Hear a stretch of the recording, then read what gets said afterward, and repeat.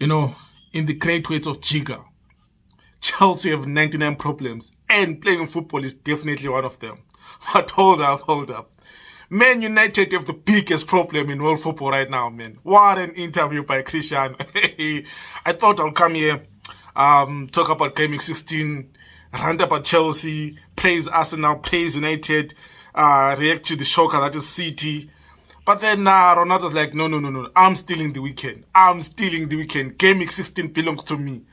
My interview is what they're going to talk about till the World Cup. Wow, what a time to be alive. Football is a gift that keeps on giving, man.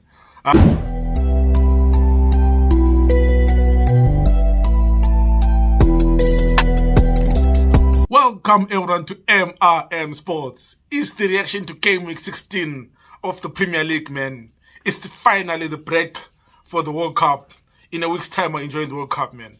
I thought I'd come, react to game week 16, rant about Chelsea.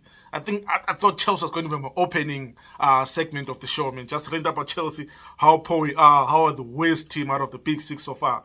But then, no. You know the GOAT, some people's GOAT, CR7, delivers a masterpiece.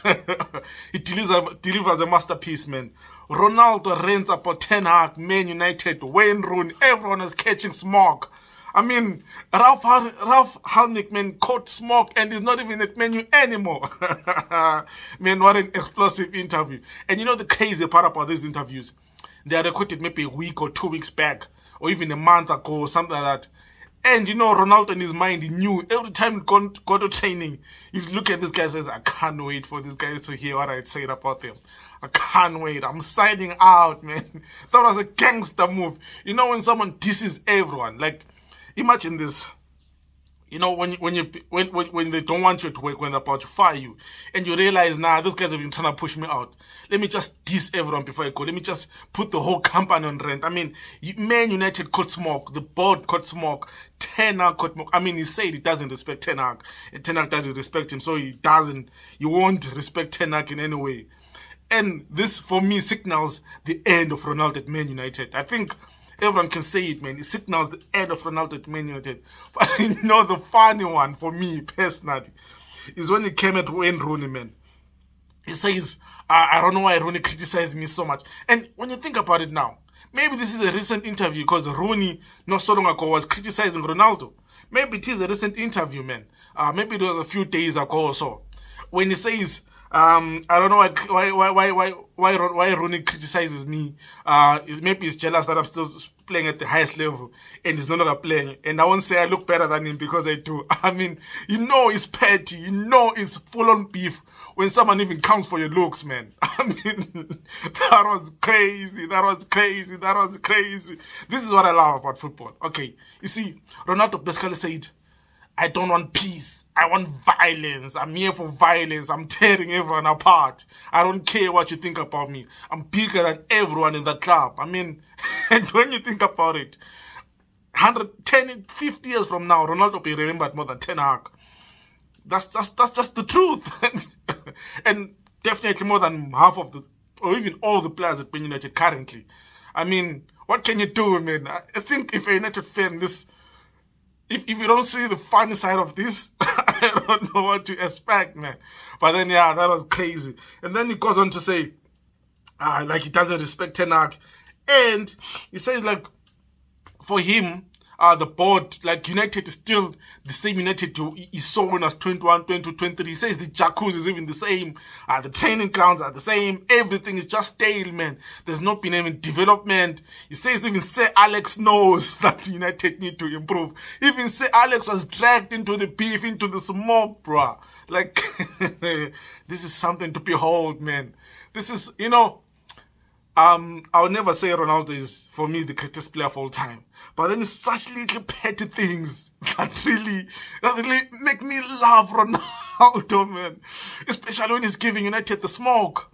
But you know what? I think we have to do a video for Ronaldo, basically for Ronaldo. But this was funny, man. I woke up to this news. This was so brilliant, man. This was so brilliant. Let's go back to game week 16.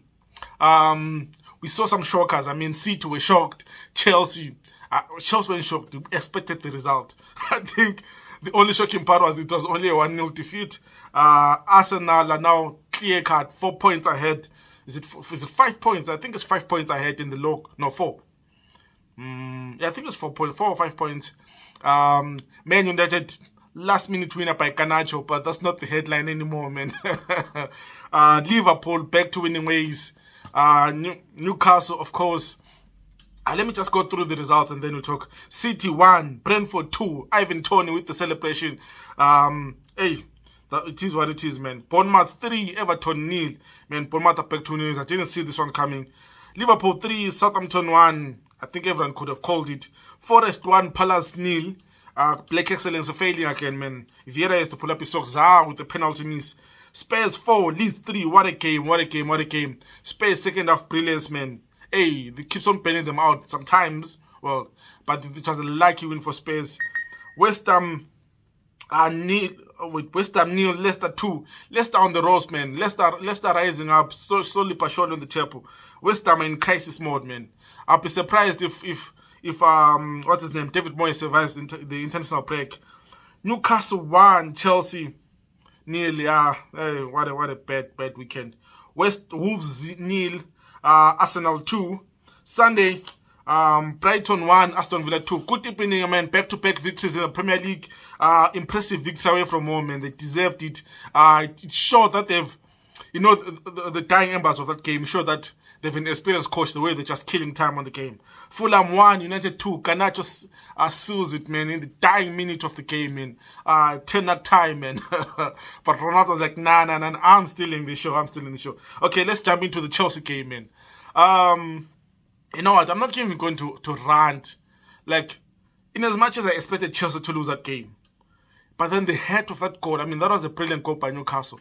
The pain to the dagger, the dagger to the heart. I mean, when the goals hit, because I was now hoping for a 1-1 draw. Because I knew if Chelsea got down, we're not going to come back in the game. We're not going to score a goal.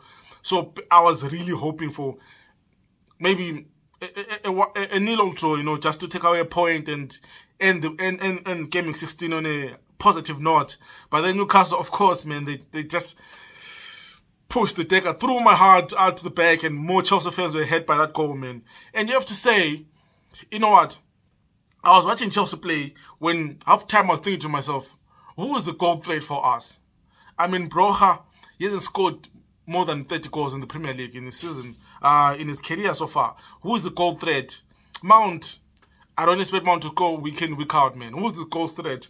Definitely not Gallagher, definitely not Jorginho, not Kovacic.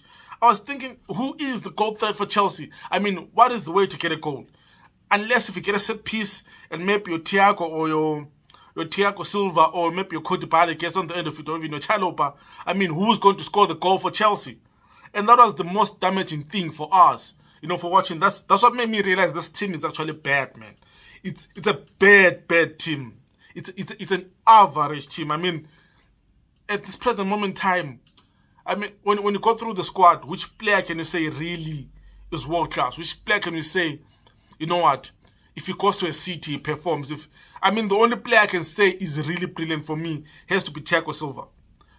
And that's a bad thing, because it's the only player I can say, you know what, you can put him in a City team. If you put him next to Van Dijk in a Liverpool team, he can perform. If you put him in the United team next to Martinez, he can play. If you put him in a Spurs team, especially in the back three, you can make them better. If you put them in which other team is there, man? In a Newcastle team, he makes them better. Is the only player for me who I can say we have a brilliant player. And maybe Kovacic as well, But nonetheless, man, I think, when it comes to the January transfer window, right? We shouldn't treat it as, I know they call it the winter transfer window, that side. We shouldn't treat it as a window we get to 1 or 2 players. Bring in about 3 quality players. If it means overpaying for some players who are first world-class players, we have to do that. Because if we don't do that, Newcastle are better than us. Leicester are now coming. Brighton are playing better football. West Ham, we expect them to come back. We might even finish 8th or 9th. I cannot imagine if we finish 7th and we're in the Conference League. That would be the worst Chelsea of them all. I'd rather finish 10 and next season we don't have European football. We build again with Potter, one game a week. Last time we won a trophy, we were playing that. Last time we won the Premier League under Conte, we were playing 1 game a week, man. I'd rather have that than the Conference League. And when you look at the squad, it's so average. I mean, every player is average. You know the crazy part? A few weeks ago, someone says to me, bro, Willian is playing better for Fulham than our wingers currently are at Chelsea. And I was like, nah, I hadn't thought of that. Let me watch the United Fulham game yesterday. I mean, Willian had Malacia on toast. Bruno couldn't help him out. Elanga couldn't help. Willian was toasting the Man United defense, bro. And you think this guy at Chelsea at some point, I wanted him out of the club. But he's playing better for Fulham after he'd gone to Arsenal at a stinker, after he'd gone back to Brazil at a stinker, and he comes back to Fulham. He's playing brilliantly, man. Better than our wingers. I mean, that's how low we've fallen. I mean, you know what? The disaster we're experiencing right now is Chelsea is a mashup from the last regime, the Roman regime, and the new current regime. Because there's no player. Tell me the player who was bought this past transfer window who's actually performing at a high level. I mean, we bought players on reputation who expected to come and slot into the team. Your Koulibaly, your Cucurella, your Sterling.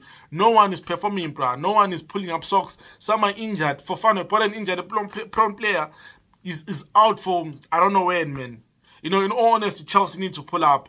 I think dark times, I said in my past video, dark times are ahead, man. And you know what? They are indeed ahead. Dark times are indeed ahead. And then we go to Arsenal, man. Arsenal, and you know the painful part about watching Chelsea? You watch Chelsea lose convincingly, not create any chance whatsoever. And then the next game, which comes on TV, is Arsenal humbling Wolves. I mean, how far have you fallen where, you know, you watch Arsenal play the kind of football that you can only dream your team to play? And your team is Chelsea, the team who has more European heritage than Arsenal. The team, I believe, is the biggest team in London in terms of in the past 20 years or so, man. You know, it's such a heartbreak. And you have to give it to Arsenal, though. I mean, to still be top after 16 game weeks. I mean, they've only lost one game. They've drawn one game in this season so far. You have to give it to Arsenal, bro. Like, you know, in all honesty, the time to be hater or to banter Arsenal is long gone now. Arsenal are the team they think they are. And this, in as much as I'm smiling, it's a hurting appearance inside. But yeah, Arsenal are the team they are, man. I mean, you know, the only lesson we can learn from Arsenal, if you're a Chelsea fan or a United fan even, is if you trust the coach, trust the process. If he gets rid of certain players, allow the coach to make those decisions. I mean, this is a message to the Chelsea board or anyone. If Graham Potter wants to get rid of a certain player, no one should say, no, he's a club legend or whatnot. Let him go. Let him build the team in his own image. Because you know what? If it takes us 2 seasons for Chelsea at some point to be the top of the Premier League with Graham Potter after 16 games, I would definitely take that. Because it means we built the team in direction. I think we're at a point where we have to look at the players, just like Arsenal did, say some players are not good enough, let's trust the manager, even though he has little experience in managing a big club. I mean, Arteta came from Pep school. He hadn't managed in his whole career, I mean, other than being a first-team coach under Pep Guardiola. So we have to give Graham Potter time. But then back to Arsenal, man. I mean, they're everything I just want Chelsea to be, and they deserve to be top. I mean, banter aside, they've played brilliantly in all the games they played. I started to remember a game where Arsenal were pretty average and they didn't deserve to win. I think maybe the second half against Southampton. That was only the time or the spell where I think Arsenal dropped the standards a bit. But then other than that, man, and of course in the Europa League and Carabao Cup recently. But other than that, Arsenal deserved to be top of the Premier League. And you know what? If it wasn't for City's history, where I know this time around City hardly first in November. If you think about it in the league, City was 5, 6, 7 points behind. And then come January, February, they have that 16, 17, 18 game week run where they're just beating everyone and they end up winning the title. And you expect that from City now. I think that's the only thing that really can make me say Arsenal will win the Premier League. It's because I know City, they don't panic even if they're 5 points behind or 7 points behind. I remember that season where they were 9 points behind Liverpool and they overtook Liverpool. So that's the only thing that will make me stop me saying Arsenal will win the Premier League. But then if City slip up again and time again, I mean, Gunners will finally win the Premier League after so many years, man. And then we talk City, of course. I mean, that was a shocker. I mean, that was a shocker. That was a shocker. There's no way to sugarcoat it. I mean, City go behind at home against Brentford, who, in all honesty, like 3 clear-cut chances before they scored the goal. You're thinking City will fight back. I mean, they get the goal. You're thinking this is it. I mean, the fourth goal was a beautiful goal. You think this is it. They'll definitely come back. Brentford hold on. And then Toney, man. Ivan Toney. You know, it's so weird when you've been left out of the World Cup and then you perform the way you do. I mean, if you're Southgate, what's your excuse? What, he hasn't played enough with the squad? I mean, yeah, he got Wilson on, but then I think Ivan Toney brings something different to the table, to the English squad. And it'll be quite interesting to see now. Okay, props to him. His player Wilson didn't pick up an injury. Imagine if Wilson had picked up an injury after being called, or if Hurricane or someone. But yeah, I mean, Brentford did what they do best. I mean, that was a huge victory. I think this has to be up there in terms of the teams. I mean, they've defeated Arsenal last season. They defeated Chelsea convincing the Stamford Bridge last season. And they've picked up a victory against Manchester City at the Etihad. That's a huge result for them. Not only in terms of the Premier League, but then them as a club overall. That's a huge victory, man. You can't deny that. You can't deny that. And for City, I think City won't panic, even though Pep was quite annoyed. Something was off, man. I think the players thought, we think of the World Cup, they thought we just have to go this game unscathed. Obviously, we'll defeat Brentford at home, and then we'll go to the World Cup and do our things, man. But then, and wait, Haaland looked off pace a bit. But then, yeah, it's City, man. You know they'll come back. And then let's talk Liverpool. I mean, that was a clean victory for Liverpool, a 3-1 win at home. At some point when it was 1-1, I thought, yeah, something might cook for Southampton. But then, I mean, Darwin Núñez is starting to look sharp. You know, if it wasn't for Haaland, I think Núñez, no one would be doubting Núñez as a striker. But then, yeah, with these 2 goals, I think that is a confidence booster before he goes to the World Cup with Uruguay, man. You expect him to kick on in the World Cup and maybe come to the Premier League again and fire. I mean, if it wasn't for, like I said, for Haaland, you'd expect Núñez to be a fiat striker in the Premier League. But then, of course, man. But for Liverpool, I think they're now what, 6th, 7th in the Premier League or so. I mean, they definitely are ahead of Chelsea, which is a good thing. I mean, for the season they've had so far, for them to go to the World Cup in a shout for top 4 is what Klopp would expect. They're not that much far from top 4. And you know they can. I think they now have the belief they can beat the teams around them in the next time when the Premier League resumes. You know they'll think they can get a result from Chelsea. If they play United again, they'll get a result. If they play Newcastle, if they play Spurs. So yeah, man. And then course for top 4 finish. And then let's talk Spurs. I mean, what a weekend for Spurs. What a weekend for Spurs. I mean, at some point it looked as if Leeds were going to pull off one of the biggest shockers of the weekend, man. If it wasn't for Leeds being poor at defending, you definitely would have thought Leeds would have won that game, because Spurs was quite poor. And you know, I have to be honest, I have to lift up my hand. When Conte removed, who was it? I think he removed an attacking player and put Pesuma on. I think he removed Richarlison for Pesuma. I definitely thought, you know what, Conte has lost it here. Conte has lost it here. But then I think that gave Bentancur the license to go out front. You know, this is why we have some coaches who earn millions. They see the game differently from us fans.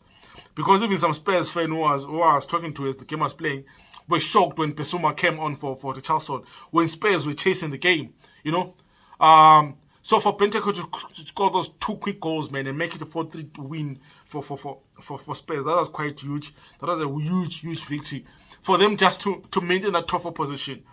Because he knew that Newcastle were going to defeat Chelsea. So if you're a Spurs fan, you don't want Newcastle to further extend the gap between them and Spurs, man. So yeah, that was a good victory for them. But then I think after the international break, something has to give at Spurs, man. Either Conte has to actually see that his team are more deadly when they play on the front foot than when they have to chase the game. Because in as much as they're coming back in these wins, they're coming from behind to win the game. I mean, we saw against a bigger team in Liverpool that is not always the case. So something has to give in the sense that they have to now make sure come 27th of December, man, they just fire teams away. They fire teams away. They knock off teams off the park. I mean, if a Spurs fan, I think everyone would understand if Conte starts off the game, gets 3-0 up in half time, then changes, puts on defensive-minded players, and then maybe end up winning 3-1. Then Spurs fan will see, you know what, we can go some with Conte. And just on Conte, man, I think the FA Cup will be now or never tournament. They have to win the FA Cup. If they fail to win that one, it's a disaster for them. And you know what? They might not make the Champions League. I mean, if Liverpool gain momentum, they might not make the Champions League. So that'll be interesting to see, man. And then which other big six team we have to talk about? And then lastly, yes, United. I mean, Garnacho time, 10 up time, man. That was an impressive victory for United. Second half, Fulham were all over them like a pet trash, man. They were all over United like a pet trash. But then, yeah, man, that goal by Garnacho, I couldn't believe it. You know, I was watching that game. When it goes in, man, I just couldn't believe it. And I think it's testament to the job that Ten Hag is doing. It's testament to the way United are playing, the belief that is there. And Ten Hag not afraid to make quick decisions. I mean, Sancho has been left out. I don't know what. I think Toney is injured. But then the fact that he leaves out Sancho, he leaves out Ronaldo, he plays players who are on form, who are playing well. It's all for the better of the team. I think if I'm United fan, that's the refreshing part. It's where merit gets you on the pitch. It's no longer your name or your passport or if you're a British citizen, It's only merit. I mean, Maguire is fit, but then still it goes with Lindelof and Martinez. Because it benefits the way the team plays. And you have to say, I mean, second half, that was quite interesting. Again, it's the tactics as well, man. He takes out Elanga, he brings in Scott McTominay, man. I didn't expect that one to be done. And he takes out Martial, he brings in Garnacho, who eventually got the goal. Again, that was another thing that I didn't expect, because I thought Martial played the whole 90 minutes, especially considering that when Martial took off, the game was at 1-0, and you know United needed to win that game again, away at home to Fulham, man. But then, yeah, Fulham did put up a good fight. You can see this is not a relegation team. It's a mid-table team, and it's quite refreshing to see Fulham with the money they spend, some careers being revived. I mean, Pereira, former United player, Dan James comes in and scores a beautiful goal. Willian, former Chelsea player, former Arsenal player, he comes back from Brazil again. He shows that he still has it as, 33, 34, which is, again, man, it's a good thing. And United, like Chelsea, they'll be chasing the top four, hoping that Spurs or Newcastle slips up, or even, dare I say, Arsenal slip up, man. But then, yeah, it's a good victory for United. You have to give them that. And then let's talk about the rest of the Premier League. I mean, in the rest of the Premier League, I mean, the Brighton-Aston Villa game, I did say this was going to be a crack of a game, and indeed it was, man. I mean, Brighton got the first goal, 40-something seconds, man. That was a quick goal they got.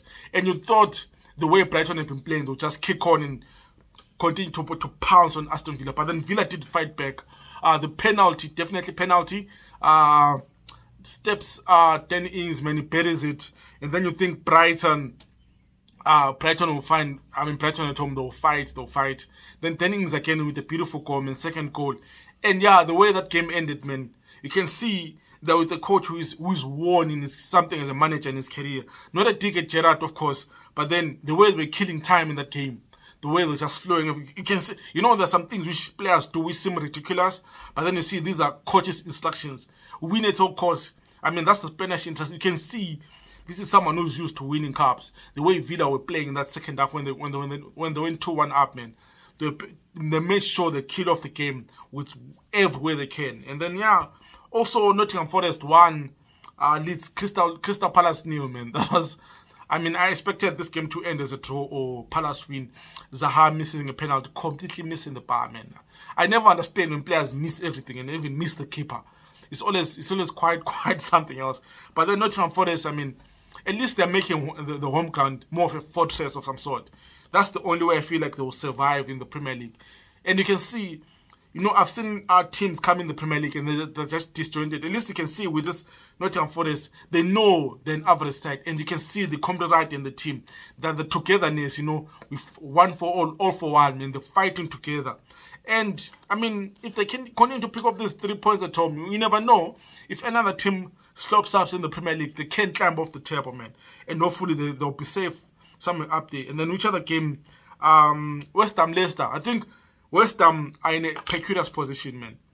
defeat at home to Leicester. And I think I did call this game. Because, you know, Leicester now quietly going about with their business, winning games where they're supposed to win, knowing how to play, where they're supposed to play good football, man. And it was a good victory for Leicester. You expect them now to kick on. I mean, Madison, although he was limping, I'm not sure if it was a serious injury or a minor injury. Hopefully, for his sake, he goes to the World Cup. It doesn't give Southgate any excuse for Southgate not to play him. Then you think, let's talk Everton versus Bournemouth, man. What's going on, Frank Lampard, man? I don't want you to be fired like Lampard, man. I don't want you to be fired like Ralph Hasenhuttl. I believe Frank is a good coach. I mean, that first season at Chelsea always made me think Frank is a good coach, the way he brought on young players. And in all honesty, I didn't expect them to lose 3-0 to Bournemouth, man. I expected this game to be a more tighter game than the scoreline suggests. But then, yeah, man, I think Frank will be looking to, because I think a lot of his players are not going to the World Cup.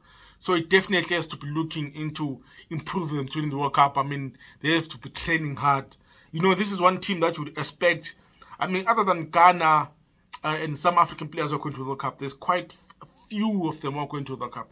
You expect Frank to be on them in the training ground, making sure that they're fit, so that when the Premier League resumes, they're possibly one of the fittest teams there, and they're just grinding results out for them. I think if an Everton fan or Bournemouth fan, in all honesty, your target should be that 40-point margin.